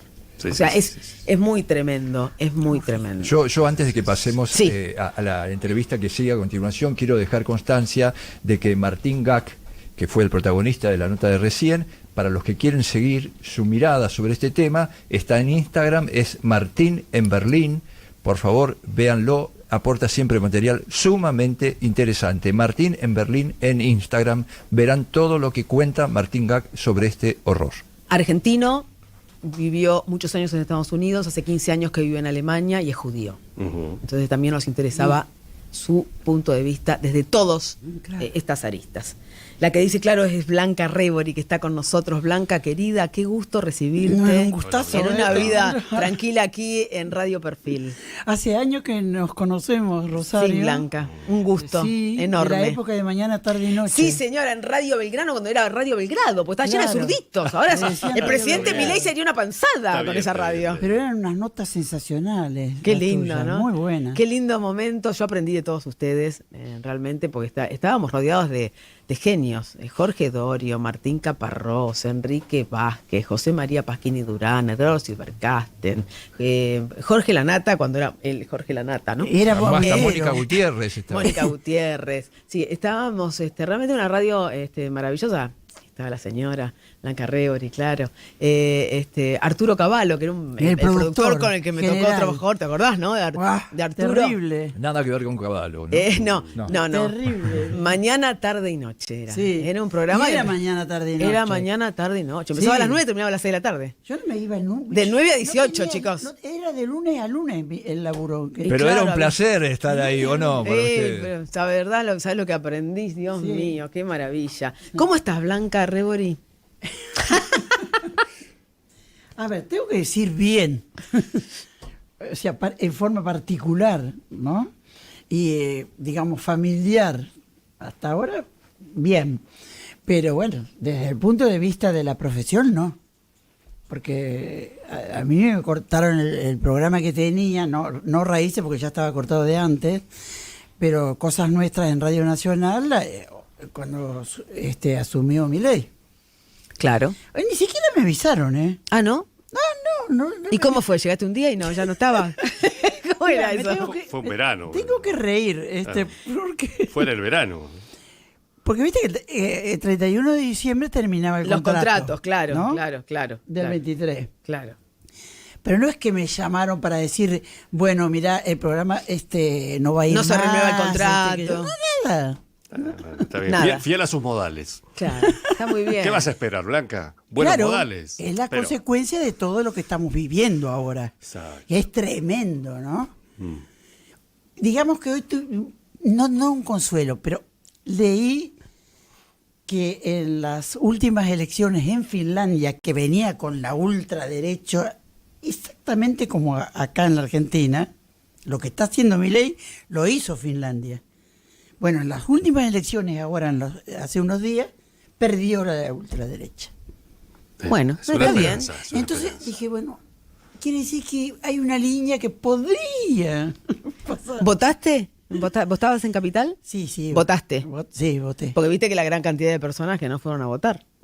Muy Y alto, el casi el porcentaje, el 50%. 50%. Claro, casi el 50% dijo, no ¿Y qué? voy, me quedo en ¿Y mi para casa. qué? No, pero está ¿Qué muy más bien lo para que dice. qué? El ejemplo que da Blanca de Finlandia Sí. es esperanzador, pero si uno lo ancla a la Argentina, Blanquita, vos decís, la mitad del país no fue a votar. Y después... No, escúchame, Finlandia tuvo la ultraderecha. Claro, mucho tiempo. Largo tiempo. No, por eso te digo, pero acá en Argentina la mitad no fue a votar y el triunfo de Milei tampoco fue arrasador en todo el país. No. Tuvo 12, 14, 22. No, hay un desaliento. Entonces, ojo con y eso. un deterioro Exacto. social, cultural imponente. Pero esta euforia pro Milei me parece que es una verdura que nos están vendiendo. Me parece que no hay tanta euforia, no hay tal euforia. Claro, lo que pasa es que por ahora a los desencantados de Milei tampoco los capta nadie, pareciera, Exacto. ¿no? Todavía no... Es general el desencanto. Claro, no sé. Hay un retroceso en el sentido que no se habla. No sé, por más que esas pequeñas discusiones, arreglos de acá, de allá, entusiasmos con que hay que seguir, hay que luchar, hay que la memoria por sobre todas las cosas, no olvidarnos. Y sí, por ahí, pero es como entran en ello y salen en el otro, no podemos hay pasar a la acción. Todavía no hay una reacción social, y si no hay una reacción social, un colectivo que actúe, es imposible. Bueno, lo único que vemos y se está naturalizando es que les pegan a los jubilados los miércoles. Ah, sí, eso de los jubilados. Es tremendo. No, pero- Ya decís, bueno, miércoles, ya sabés que en el Congreso les pegan. Pero vos viste, ustedes vieron, bueno, sí, todos sabemos. Lo ves por la televisión en las imágenes, son una desproporción de cantidad de gente de policías. militares, policías, gendarmería, esto que ha puesto Bullrich para los puñados de jubilados a los que les pegan, tiran gases. sí, y no hay forma de que eso retroceda. No, es que yo creo que los jubilados tampoco han sido en otras épocas defendidos por la masa de la sociedad. No es que los jubilados... Con Norma Porque Pla capaz pasó que lo no- mismo, ¿no? Normita Pla fue por eso es el símbolo. Y no pasaba. Les No hicieron pasa. un corralito que cada miércoles había menos Sí. y esperaron que se vayan muriendo. Exacto. Esta es la verdad. Exactamente. Entonces, y lo que espera también este gobierno o desgobierno es que se vayan muriendo. Igual creo que Ahora falta... se va a lograr, perdón, Sí, Blanca, porque sí. han sacado los remedios y remedios principales además. Claro. De enfermedades crónicas. Entonces, ¿eso a dónde te lleva? Sí. A que te banquen los hijos o a la muerte. Claro. O te No hay lleve más la opción. muerte. Claro. Claro. Sí, es así. No hay más opción. No, te decía que quizá falta tiempo, ¿no? Para que la sociedad se dé cuenta que Yo creo que sí. el desastre que está Yo creo haciendo que sí. Milei no es parte del pasado aquel que con el que se enojó gran parte de la sociedad. Sí. ¿no? Yo creo que El sí, que falta, realmente falta tiempo. Porque al principio pensábamos, después de todo lo que dijo en la campaña, Milei y compañía, bueno, él va a durar 2 o 3 meses, se había instalado, ¿no?, en gran parte de la población argentina. Bueno, pasó el tiempo y sigue pasando el tiempo. Y hay un retroceso desde el punto de vista Bueno, pero social. esa gente falta que comía tiempo pocho- falta tiempo en una época en lo que no sobra es el tiempo. Y sí. Exactamente. Esa es la contradicción, digamos. Y menos a los jubilados. Claro, y menos Claro. a los jubilados. Vos que sos una experta en esto, ¿qué música es la de esta época? ¿Qué música podría graficar esto que nos pasa? ¿Qué canción del cancionero que tanto argentino conoces? Mira, música argentina no se pasa. Pero nosotros sí, por eso. Bueno, vos acá, vos ustedes decís, sí, pero nosotros digamos, buscamos. Son excepciones. Pero ustedes son excepciones. Digo, vos y Facundo, ¿eh? Herrera, Y Facundo, imagínate. ¿eh? El Giojano que nos acompaña. Que sabe mucho de música Sabe argentina. mucho, sabe mucho. Sí, sabe mucho. Digo, ahora, pero en general, no se pasa música argentina. En Buenos Aires hay una radio que tiene tango. Sí. Bueno, pero no se pasa música argentina. ¿Y Ahí qué, te va- ahí qué te va- elegirías para este momento? ¿Qué elegirías? ¿Qué canción elegirías para este momento? Y Teresa Parodi. Teresa Parodi. ¿Qué Yo creo de que Teresa? Todavía ella ha señalado caminos combinados con la política, ¿no? Porque ella también es una mujer política. Sí. Y hay otra gente que está bien, pero está en el segundo plano en cuanto al conocimiento público Popular. y popular. Sí, claro. Yo creo que me suma Blanca. Dale. El otro país. El otro país me parece Sí. que es una gran canción. En otro país. El otro país. El Que, otro país la vamos buscando. fíjate si la buscas. El otro que país. Es una Sí, canción, por dice, yo he Teresa. visto el otro Claro, país. de Yo he Teresa visto- Parodi. Claro, yo he visto el otro país. Sí. Aquel Sí. que ahora no lo tenemos. Me parece que es una canción súper actual, que ha Sí. sido compuesta obviamente en otras épocas, pero es la gran canción, me parece, para Claro, describir esta época blanca, exactamente. porque es ese país que añoramos, por el que todos trabajamos, pero que no lo tenemos ¿No? ahora entre las manos, ¿no? O sea, fui al Museo de Vaperón y le decía a Rosario, ¿no? Ese país que ya no tenemos, ¿no? Que es posible, porque hasta hace poco estaba. ¿Vos decís el Museo de Vaperón? Sí. ¿Sabés que yo ya no me acuerdo, pero fui con una nieta mía Sí. hace unos años al museo, Sí. un domingo, dije, va a haber gente, no había nadie, pero no había nadie. Yo no sé, hay cosas también que a los argentinos tenemos que despertar. Porque vimos las 2 horas la filmación de cuando Eva estuvo en España, en Italia, claro. Que la de parte de Italia no la había visto. Había, viste, merchandising, bueno, que agarramos y compramos las 2. Yo le compré Sí, sí, sí. Vos sabés, cuando estábamos en la televisión pública, en Radio Televisión Argentina, Fernando Martín Peña había encontrado un material fílmico de Eva Perón cuando hacía comerciales, cuando era actriz. Ajá. De Entonces, aceite de oliva. Ese material, ¿lo viste? Sí. Ese material se lo donamos al Museo Evita, porque había sido un hallazgo. Es un cortometraje. eso. Es genial, no me digas que no es Es genial. increíble. Sí, es Eva haciendo el comercial de aceite. Se casa, ¿no? Se casa. Se casa, le tiene que cocinar al marido y le hace una comida con un aceite feo, el marido se la rechaza y después le llama a la suegra y le dice, suegra, Claro, ¿qué pongo? ¿qué pongo? Y la mamá del marido le dice, tal aceite. Y va y lo compra. Y ahí el marido feliz porque se lo hizo con ese aceite. Era la Evita actriz haciendo comerciales, ¿no? Mirá vos, que eso. lo habíamos rescatado, lo encontró Pero, Fernando Martín Peña y se lo donamos al radioteatro, museo. ella. Claro, sí, en Radio Nacional. Sí.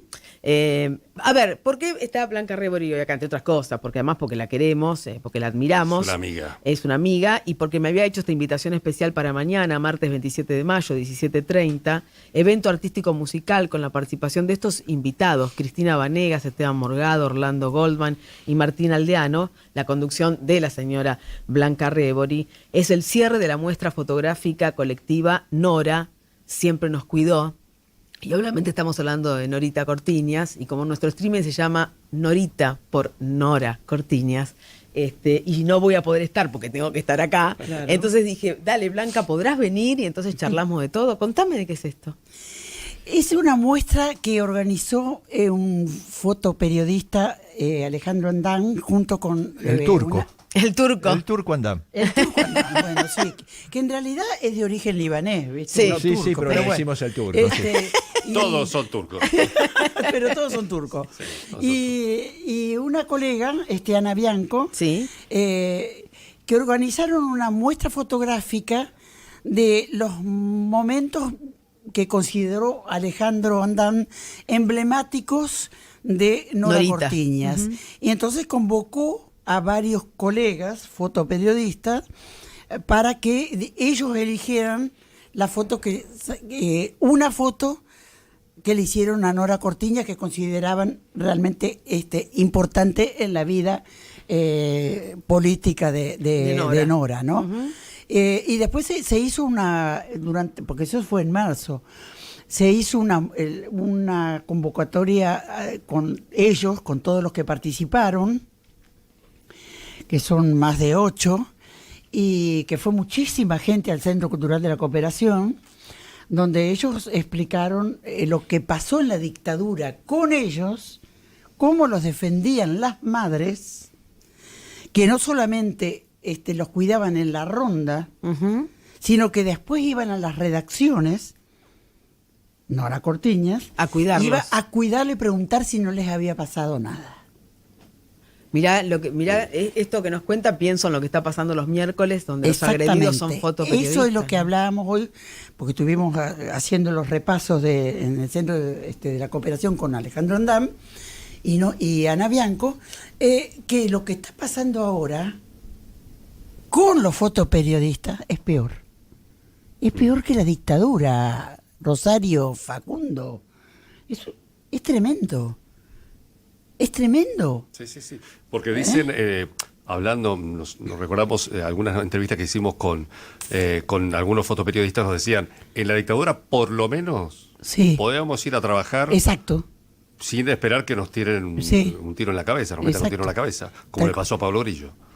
Y el otro día también. Y el otro día con la rodilla sobre la cabeza, ¿no? Al otro fotógrafo. Sí. Eso no pasó en la dictadura. Claro, eso estábamos hablando hoy. Bueno, entonces esa comparación se hizo en la mesa redonda y mañana es el cierre que se hace con, como decía Rosario, con música y la participación, va a decir poemas de Juan Gelman. Lo que sí quiero aclarar que es por invitación, ¿eh? Es por invitación, son invitaciones especiales. Es en la sala Osvaldo Pugliese del Centro Cultural de la Cooperación Florial Gorini, es Avenida Corrientes 1543, planta baja, digo. Pero es con invitación. De todas maneras, me parecía interesante que se sepa que esto va a suceder mañana en la ciudad de Buenos Aires. Poema de Gelman, qué lindo. Claro, sí. Hermoso. No podía faltar. Viste que Norita era, viste decía, ¿quién iba? Norita iba a las redacciones para ver, Norita iba a las fábricas para ver qué pasaba con una huelga, Norita iba a los medios de comunicación cuando había un bolonqui, siempre estaba Norita con esa ternura, ¿no? Sí, es así. ¿Vos cómo la conociste? Y yo también la conocí hace años, viste que la madre, sí, hace muchos años, yo trabajé también un tiempo en el Radio de las Madres, la 530. ¿Trabajaste allí? Sí, trabajé también ahí, así que pasaba, bueno, Norita ya se había corrido de la asociación, se había ido, pero ella ha sido una máquina de defender todo la memoria, la verdad y la justicia, ese lema que ha quedado, ¿no? Sí, impregnado. Y los derechos humanos, ¿no? O sea, los derechos fuertemente. Sí, así es. Aparte lo hacía con ese tamaño, ¿no? Sí. Puede ser. Lo que le faltaba, digamos, de tamaño físico. Era una gigante. Tenía de tamaño político, de tamaño humano. Pues además era una alegría andante, ¿no? Ella era alegría. Sí. Esa cosa de transformar el dolor en alegría y esperanza, ¿no? Qué cosa, ¿no? Sí. Que ojalá uno... Qué resiliencia, ¿no? ¿Cómo me hubiera gustado tenerlo a eso? O sea, esa actitud de vida. Claro. Tan vital, ¿no?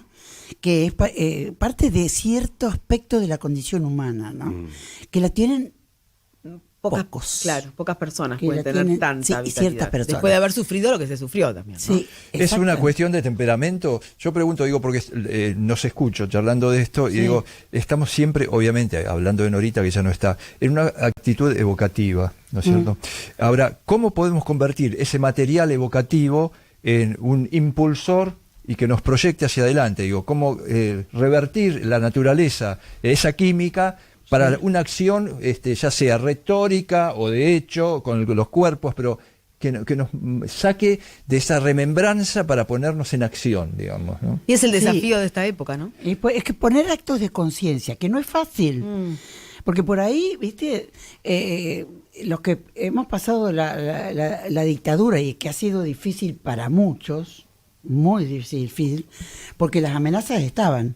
Claro. Los llamaditos telefónicos estaban. Vos las recibiste. Sí, siguen claro. estando, Como siguen tantos estando. otros, Fíjate que siguen estando. Le acaba de pasar a el cronista Alconada Mon. Alconada Mon, el periodista de La Nación. De revelar sí. los documentos secretos de la CIDE para investigar a ciudadanos argentinos, periodistas, qué sé yo qué, y a los 5 minutos empezó a recibir, hoy, digamos, está pasando, amenazas, intentos de hackeo, etcétera, etcétera. Exactamente. O sea que, a ver, hay que accionar con eso ya. Sí. Y tenemos ese background histórico de todo lo que pasó, de todo lo que fuimos, de todo lo que hicimos, de todo lo que se hizo. Bueno, ¿cómo materializamos hoy en el presente? A mí me parece que el periodismo está recibiendo un ataque atroz, porque, viste, van por capas, ¿no? Primero se atacó a la casta política, ahora se ataca a la casta periodística, ¿no? Y por otro lado, estas organizaciones que supuestamente defienden la libertad de prensa en Argentina hacen caso omiso o algún que otro comunicado, pero no hay un compromiso real en la defensa del oficio del periodista. No la hay y está como desarticulada esa defensa. Sí, bueno, a través de, por ejemplo, en el caso de FAPTREN o Cipreva, Cipreva es otra cosa. Pero son los gremios. Es otra que cosa. Los gremios es un gremio chico el nuestro. Sí. No es un gremio masivo, es un gremio chico. Se está haciendo lo posible para la denuncia. Me refería a otras igual. Me refería a otras más grandes. Sí, claro. sí, Popea, quizás donde Depa. están los dueños de los medios, Exacto. ¿no? Sí. ¿no? Que también Que si no le atacan a uno de ellos, viste, como que... Claro. Aparte hay un ataque deliberado al periodismo público y hay periodistas que reciben a los atacantes y les hacen notas y no les repreguntan y son amorosos y amables con aquellos que atacan el oficio del periodismo. Existe el periodismo vendido. Sí.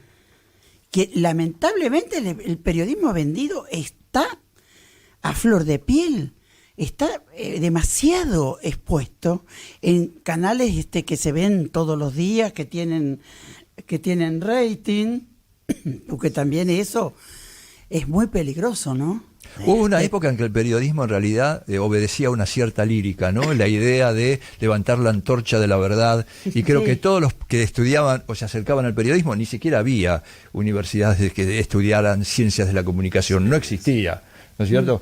Se acercaban por el fuego sagrado de la libertad, el cuarto poder. Lo que pasa es que el Todo periodismo eso también estaba nutrido de muchos escritores. Claro. O sea, en la época que vos decís, Sí. más que periodistas eran escritores. Y bueno, todo ¿no? crítica, por ejemplo. Claro, diario. eran todos escritores, Bueno, abogados, pero había pocos periodistas formados como tales, eso quiero decir. Era una vocación. Claro, era una vocación.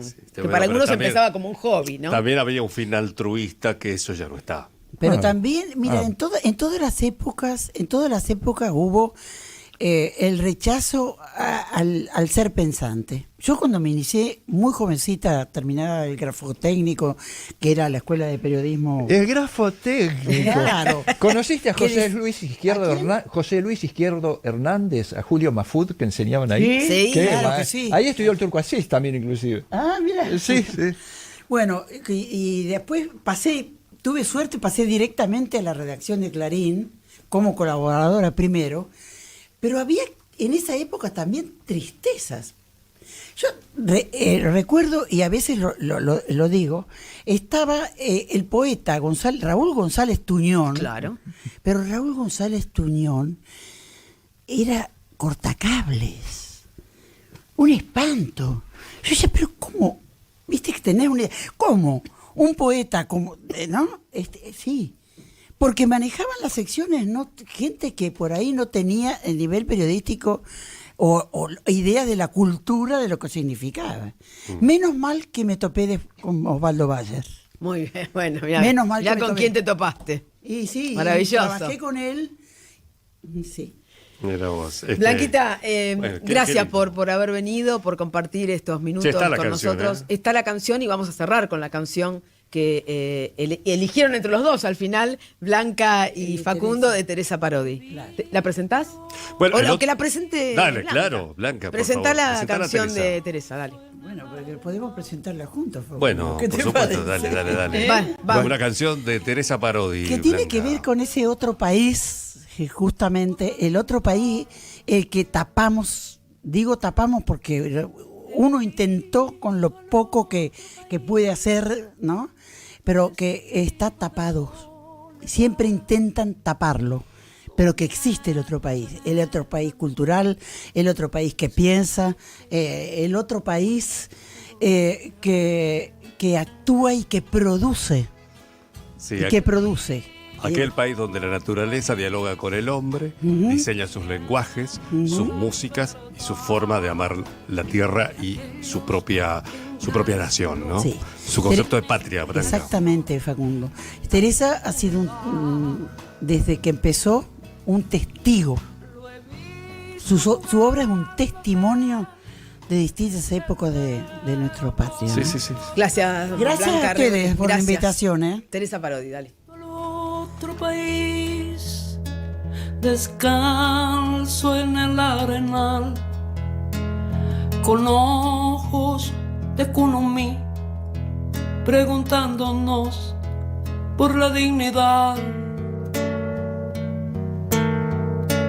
He visto al otro país vestido de soledad, durmiéndose en el andén, sin tener a qué puerta golpear.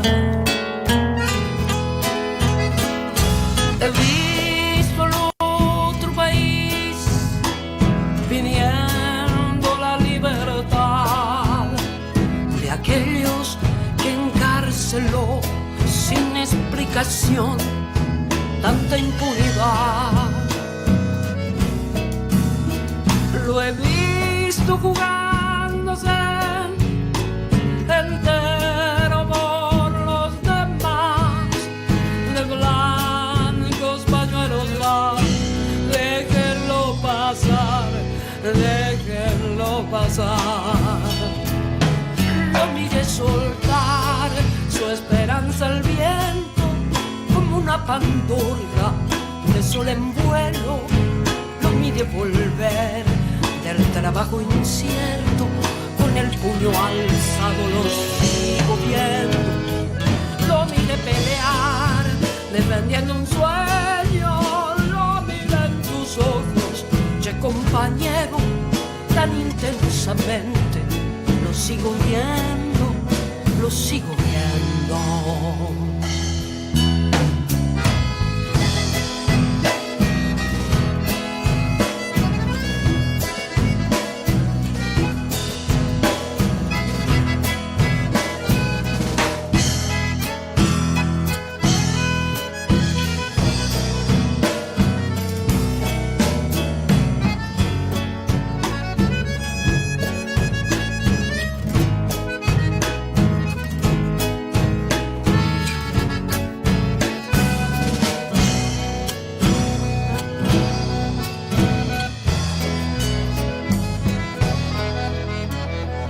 He visto al otro país en nuestros hijos, mi amor, en la tremenda. Colmena, espacio más comunidad. Están abiertas las inscripciones para la policía bonaerense. Si tenés entre 18 y 29 años y terminaste el secundario, súmate a la fuerza más grande del país. Formación y carrera profesional. Ingresá a gba.gov.ar y súmate a la fuerza. Te estamos esperando. Gobierno de la Provincia de Buenos Aires. Los vinos pueden ser una manera distinta de viajar. Bodega del Fin del Mundo te transporta a la inmensidad de los paisajes patagónicos a través de sus vinos. Encontralos en www.shopfindelmundowines.com. Bariloche tiene ramen y es de @oniramen.co. Sabores auténticos que te transportan con propuestas únicas toda la semana. Seguinos. Consultora Gustavo Spray, especialistas en reingeniería de procesos y descripción de puestos, liderazgo, coaching, planificación estratégica y empresas familiares. Instagram @gustavo.spray. Este otoño llega a tu sillón, Duro de Aburrir y Alicia en el País del Entretenimiento. Con el nuevo Deco 4K con tecnología Android TV, tenés todas las apps de series y películas, deportes en vivo, noticias, toda la TV, streaming, juegos y mucho más. Pedí ahora tu Deco 4K más internet 300 megas por solo 15.499 pesos al 6380-0000 o en telecentro.com.ar. Telecentro, conectando con vos. Consultar los términos y condiciones en www.telecentro.com.ar. Gerardo Celalia, joyería artística. Piezas únicas con diseños exclusivos en plata 925 y Mokumé Gane. Encontranos en www.gerardocelalia.com.ar y en @gerardocelalia_.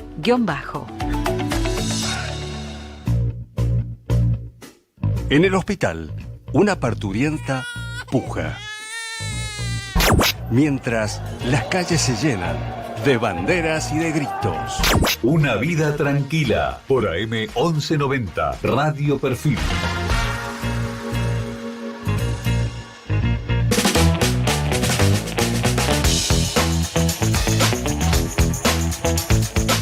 42 minutos ya han pasado de las 6 de la tarde. Hasta las 7 estamos compartiendo una vida tranquila, 18.8 la temperatura, nubladito, y se viene en unas horas el frío polar. Aprovecha por ahora esta temperatura. Bueno, te estábamos hablando recién con Blanca Rebori que nos visitó. Hablábamos un poquito de Radio Nacional, de cómo está hoy la radio pública. Y en las últimas horas se hicieron anuncios sobre la nueva programación, entre otros de Paca Paca. ¿Te acordás de Paca Paca? De samba, ese samba del norte, con una tez más morena, que dialogaba con San Martín, y nos contaba obviamente la historia, nos enseñaba un montón de cosas. Bueno, ahora samba es más blanquito, y ya no dialoga con San Martín, dialoga con Roca. Con Julio Argentino Roca. Y como la narración del canal la lleva adelante las Turtle Twins, que son unas gemelas, Ethan y Emily, que entre otras cosas se encargan de ridiculizar a Karl Marx y reivindicar, por ejemplo, a Milton Friedman, y te cuentan cómo hacer dinero. O sea, esto es lo que esto se ha transformado Paca Paca, ¿no? Antes, vos sabés que la crítica de Milei, del presidente, era que lo que pasa que se hacía adoctrinamiento, ¿viste? En ese canal. Adoctrinaban a los chicos, ¿no es cierto? Y todas esas pavadas que escuchábamos. Quien tenía a cargo, entre otros, Paca Paca, digo entre otros porque era la Gerente General de Contenidos Públicos y tenía Encuentro, Deporte B, la plataforma Contar, era una querida amiga que es Jessica Tritten. Y yo cuando me enteré de todo esto digo, ¿qué cara y qué estará pensando Jessica de todo esto? Porque encima hay menos compañeros trabajando, además, porque los han sacado. Todo enlatado. Sí, Jessica, ¿cómo va? Buenas tardes, querida amiga. Hola amiga, hola querida Rosario, ¿cómo estás? Y bueno, y a todo el equipo que te acompaña, muchas gracias por el llamado y por siempre estar presente en estos momentos. A ver, ¿qué fue lo que pensaste cuando escuchabas todo esto? Bueno, son varias, mira, te voy a ser sincera como he sido siempre con vos, porque además compartimos gestión sobre esto, entonces tenemos una mirada un poco integral que me parece importante. Mira, me han llamado de varios lugares y yo quería estar con una compañera que pudiera escucharme, porque como estamos presos y presas del algoritmo, a veces hacer una reflexión es más difícil, ¿no?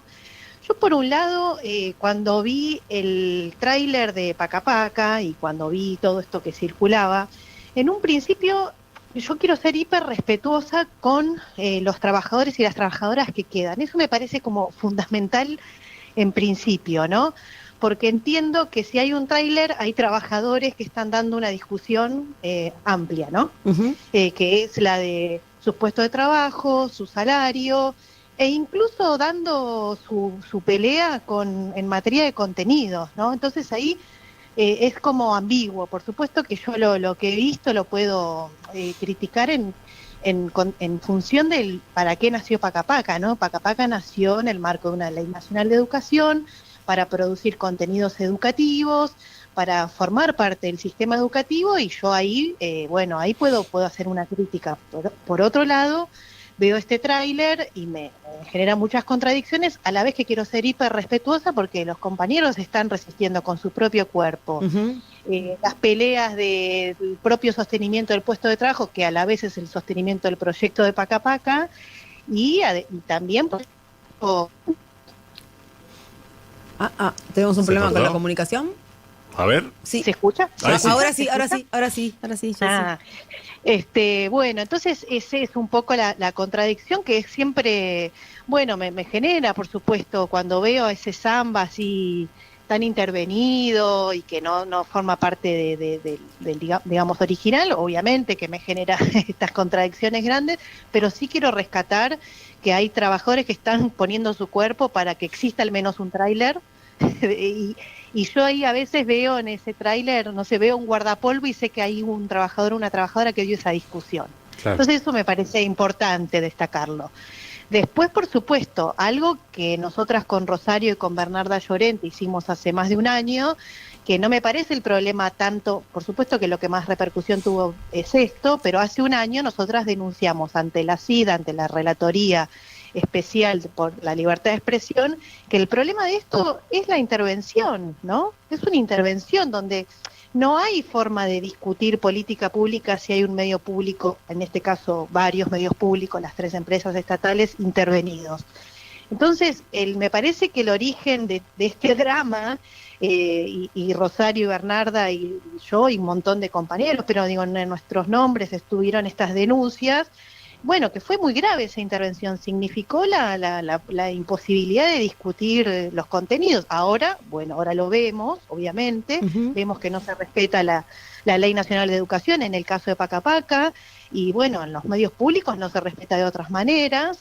Hoy circuló también mucho en la radio un trabajador, no quiero ponerle en trabajador porque no tiene esa connotación, una persona que desde la Radio Nacional hizo un relativismo de la dictadura, y eso es una forma de negacionismo, y es un medio público, tiene una decisión ética y política sobre esos discursos. Entonces, me parece que lo más grave es esa desinstitucionalización que significó una intervención, ¿no?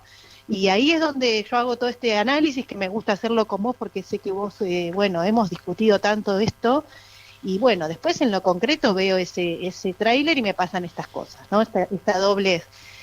por supuesto, no le veo su matriz pedagógica concretamente como dice la ley, a la vez que veo ahí un plano de un guardapolvo blanco y sé que un trabajador dio esa discusión, y ahí quiero ser hiper respetuosa porque, son momentos muy complicados, ¿no? No, es que está bien la distinción que haces, porque los compañeros que permanecen en sus puestos, en todos los medios públicos, necesitan ganarse su dinero, y creo que deben estar honrando como pueden la labor de lo que significa hacerlo en un medio de estas características. Pero también saben, como sabemos nosotras que no estamos, que dejaron de ser públicos en esencia, Jessica, porque cuando vos perdés el federalismo, cuando perdés las programaciones locales, cuando perdés el punto de vista de tu historia, de los pueblos nativos, de aquellos que dieron vida y pelearon para forjar una nación, una patria, entonces es evidente que se está jugando otra cosa. Yo por eso pongo un poco el énfasis en que sean 2 gemelas de las Little Twins que te cuenten o lleven la narración de que pueden llevar respecto de lo que somos. No, y además que en ese caso puntualmente, primero no es producción nacional, claro, ¿no? Se le puede hacer una crítica desde un montón de lugares, ¿no? Paca Paca se había caracterizado por no tener un doblaje neutro, porque tenía una fuerte impronta con la identificación nacional argentina, claro, regional, latinoamericana, eso. Venimos del Eternauta, que ha conservado la argentinidad al palo, por decirlo así, y te encontrás con esto, y la verdad que a mí me choca muchísimo, salvando los compañeros que están trabajando ahí, por supuesto. Sí. No, por supuesto, y además es totalmente así. Lo que quiero destacar es que esa falta de institucionalidad se da desde hace más de un año, cuando se intervinieron los medios públicos. Eso lo quiero destacar porque evidentemente una intervención es un acto autoritario. Y ahí se dejó de funcionar, y se dejaron de funcionar varios engranajes estatales, en el caso puntualmente de Pacapaca, que su diálogo con el sistema educativo protegía de estas cosas que hoy la vemos y nos genera mucha indignación, ¿verdad? Entonces, por eso me parece que es importante hacer, destacar esto, porque hace un año que lo ves. Sí. Jessica, hace un año. Sí, esta cosa vertical, Facundo te saluda, esta cosa vertical, directa, que omite el sistema educativo para adueñarse directamente de un real adoctrinamiento directo, es lo que se viene. Lo que a mí me llama la atención, digamos, es el uso de samba. Porque, a ver, si vos querés de alguna manera corregir el discurso y usar Pacapaca para bajar otra línea ideológica, recrear un personaje anterior que ya tiene una identidad de años. ¿Cuántos años tenía Samba, digamos, en el aire? 15 años. Bueno, imagínate. Samba. Me parece hasta horroroso desde ahí, transformar un mismo personaje con otro pensamiento, en lugar de forjar un nuevo personaje simbólico, ¿no? Perdón que no interrumpo la respuesta de Jessica, pero agrego, tiene que ver con la idea del vaciamiento de los sentidos que viene a hacer esta gente. La verdad que es muy coherente, más allá de que sea muy irritante. Sí, a mí me llama la atención el uso del mismo personaje para bajar otra línea ideológica. Me parece aberrante y torpe. No sé, Jessica, ¿qué opinas? No, a ver, ideológicamente coincido, Facundo, con vos. A la vez, Samba es una creación tan potente que tienen que utilizarla para poder, ¿no? Habla de lo fuerte que es ese proyecto. Sí. En ese punto, como yo me considero antes que nada una trabajadora estatal, eso en un punto, quienes generamos política pública, me parece algo formidable haber participado en una creación que genere ese tipo de reconocimiento estatal. Por otro lado, evidentemente esos contenidos, insisto, esos contenidos hoy tienen ese significado porque se dejó de discutir. Nosotros, Samba, no era Samba y cualquier proyecto de Pacapaca, hoy se lo contaba a algunas docentes y demás.